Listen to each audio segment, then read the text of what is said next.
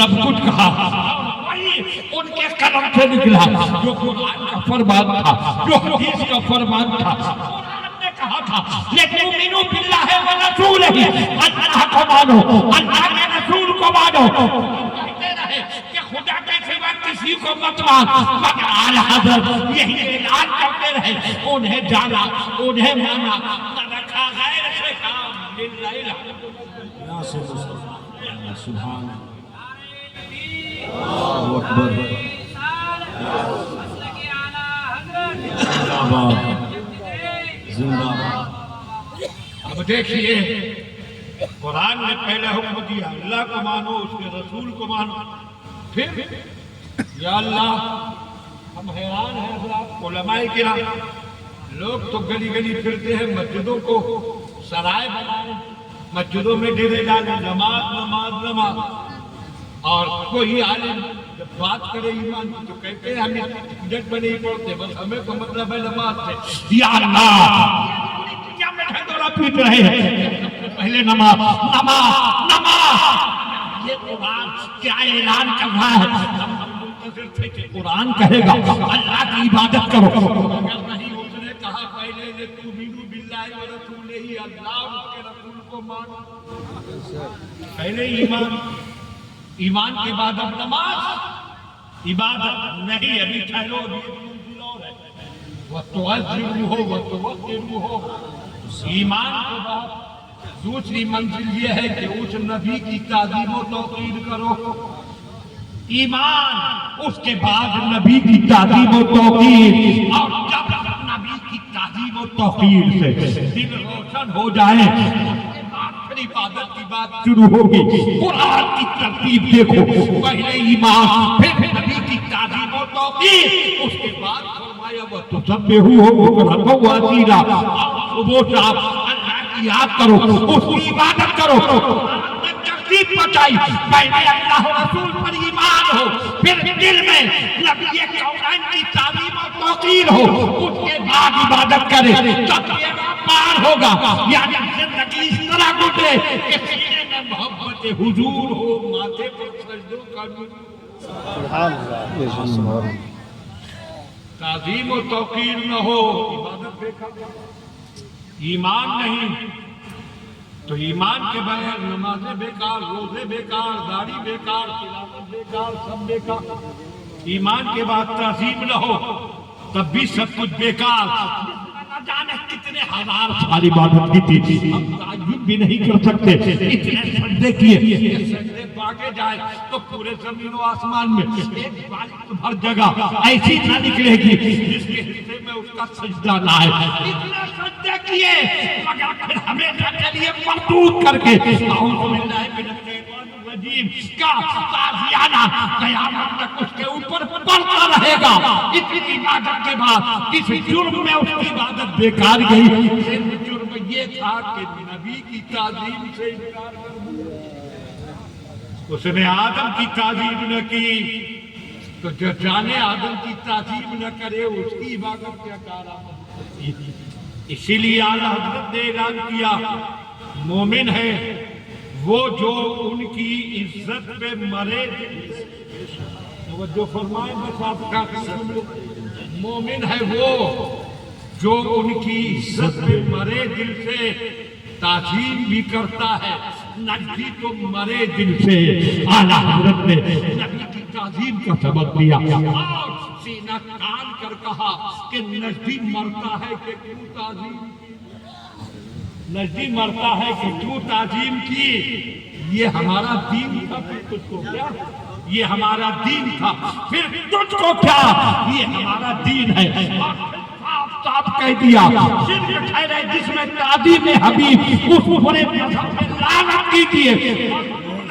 इसलिए कि कुरान ने यही तरतीब बताई कि पहले ईमान, ईमान के बाद नबी की ताज़ीम व तौक़ीर, उसके बाद अल्लाह की इबादत। बेशक आला हज़रत ने पूरी जिंदगी इसी मिशन का प्रचार किया। और मैंने जो पहले जुमला बोला था कि आला हज़रत की पूरी जिंदगी कुरान के इस मुक़द्दस जुमले की अमली तफ़सीर है। बेशक वक्त हो कि एक चीज का अलग अलग जायजा ले।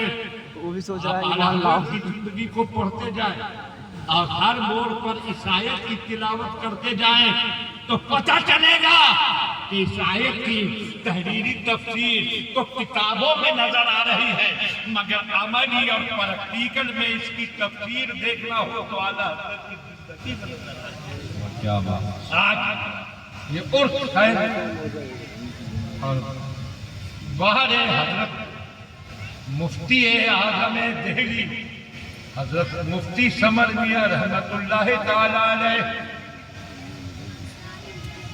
ان کو جب تک یہ عرس چلے گا ثواب ملے گا اس عرس کا. یہ تو ثواب کی اور بہت بڑی ہے، مگر اس کا کیا چاند دی انہوں نے کہ انہوں نے عرس مجددین قائم کیا تاکہ مجددین کی فہرست میں آسمان مجددیت پر جو چاند سورج دکھائی دے رہے ہیں نہ انہیں دنیا بھولے نہ انہیں دنیا بھولے، وہ مجدد الفسانی تھے جنہوں نے دین اکبری کے طوفان میں حقانیت کا چراغ جلا کر اس جھوٹے دین کو بنا میں کھاٹ اتارا تھا. اور یہ مجدد اعظم امام احمد رضا تھے جنہوں نے طوفانوں کے ہجوم میں صداقتوں کی شمع روشن کر کے دونوں مجددوں کو یاد کیجیے اور دونوں کا مشترکہ مشن عقیدہ بھی درست ہو. آج ایک رافضیت ایک طوفان اٹھا رہی ہے، رافضیت کے ذریعے سنیوں میں بھی جراثیم پھیل رہے ہیں.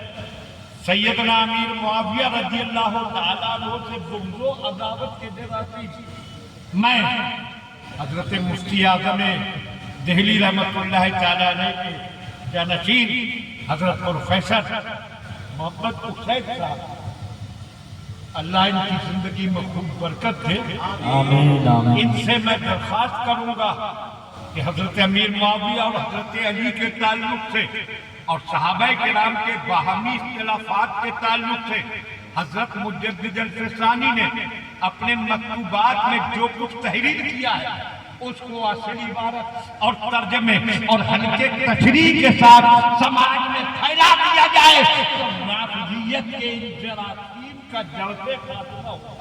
بہت انہوں نے آپ کہیں گے وہرے دونوں مجددوں کی چاہت. حضرت سمر میاں نے دونوں کو ایک ساتھ جمع کیا، واقعی بہت بالغ نظر اور عظیم شخصیت صاحب بے شک بے شک. اور جامع شریعت و طریقت تو تھے مگر وسیع نظری دیکھیے. صرف اسی مسئلے پر دیکھیے حضرت امیر معاویہ کے بارے میں اعلیٰ حضرت کے ارشادات پڑھتے جائیے اور حضرت مجدد الفسانی کے مکتوبات پڑھتے جائیے تو لگے گا کہ جو آواز سب ہند سے بلند ہو رہی ہے بریلی سے اسی کو اونچا کیا جا رہا ہے. جو بریلی کی آواز ہے وہی سرین سے سنائی دیتے ہیں. تو یہ جو جراثیم پھیل رہے ہیں ان جراثیم کا بہت بڑا علاج ہو جائے اگر حضرت مجدد صاحب کے مکتوبات کے ان حصوں کے ترجمے کو اور ہلکی سی شرح کو عام کر دیا جائے. یہ وقت کی بہت بڑی ضرورت ہے. مولانا ہمیں اور آپ کو سب کو دونوں مجددوں کی سچی محبت عطا فرمائے اور ان کے نقش قدم پر چلنے کی توفیق عطا فرمائے. وقت بہت ہو گیا اور موضوع ایسا تھا کہ جس کا حق ادا پوری رات بولنے سے بھی نہیں ہوگا. بس پروردگار انہی چند جملوں کو قبول فرمائے. استغفر اللہ ربی و اتوب الیہ وآخر دعوانا ان الحمدللہ رب العالمین. وعلیکم السلام ورحمۃ اللہ. اب رسم گل پوشی کا روح پرور منظر